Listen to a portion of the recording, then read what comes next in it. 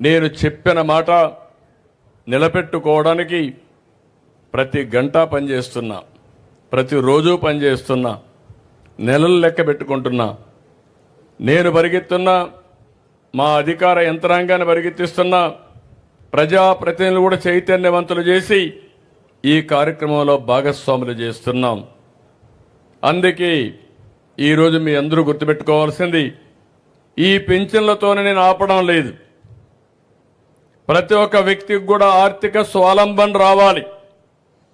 పేదవాడు జీవితంలో పేదవాడుగా ఉండడానికి వీలు లేదు.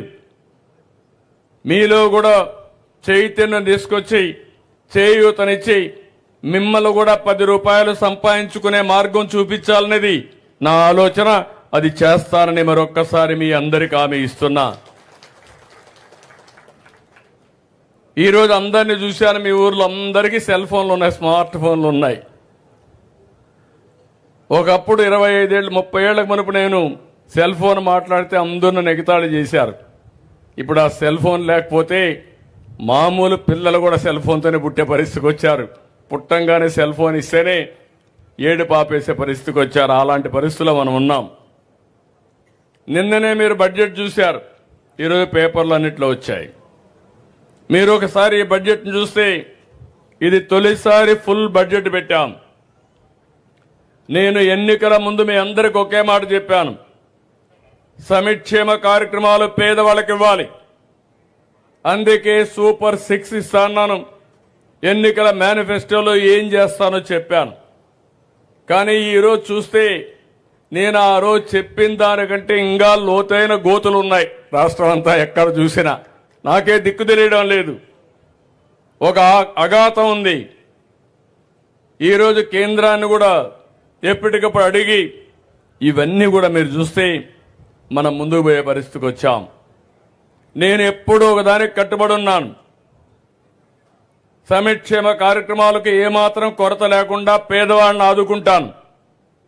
అదే మాదిరిగా అభివృద్ధిని పరిగెత్తిస్తాను. అభివృద్ధిని నిర్లక్ష్యం చేస్తే సంపద సృష్టించబడదు.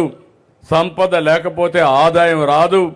అప్పు చేసి సంక్షేమాన్ని ఇస్తే అది రాబోయే రోజుల్లో మనం సస్టైనబిలిటీ రాదు. అందుకని ఒక సుపరిపాలన ద్వారా ఈరోజు మీరు చూస్తున్నారు టెక్నాలజీ.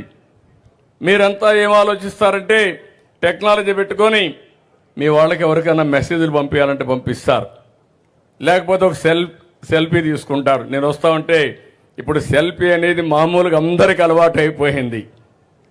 కానీ నేను ఆలోచించేది ఆ సెల్ ఫోన్ ద్వారా మీకు మెరుగైన సేవలు ఎట్లా అందించాలో అందించడానికి మీ ముందుకు వస్తున్నాను. అందుకే ఒక వాట్సాప్ గవర్నెన్స్ అన్నాను. మీరు ఏ ఆఫీసుకు పోయే పని లేదు, మీ చేతుల్లోనే ఈ ప్రభుత్వం ఉంటుంది. ఏ పని కావాలన్నా మీ సెల్ ఫోన్ తీసుకొని కొడితే ఆ సర్టిఫికేట్ కావాలన్నా పని కావాలన్నా రికార్డ్ చేసి అధికార యంత్రాంగం జవాబుదారీతనంగా పనిచేసే పరిస్థితి వస్తుంది. మామూలుగా మీరు ఒకసారి కాగితం ఇస్తే పారేస్తారు, కానీ మెసేజ్ కొడితే మాత్రం అది ఇంక రికార్డ్ అయిపోతుంది. మీరు ఎప్పుడు పెట్టారు, ఏ టైంలో ఇచ్చారు, దానికి కన్సర్న్ ఆఫీసర్ ఏం చేశాడు, మీది సరి అయిన డిమాండ్ అయితే మీ కోరిక అయితే దానిని నెరవేర్చవలసిన బాధ్యత ఈ ప్రభుత్వం పైన ఉందని చెప్పి మరొక్కసారి మీ అందరికీ హామీ ఇస్తున్నా.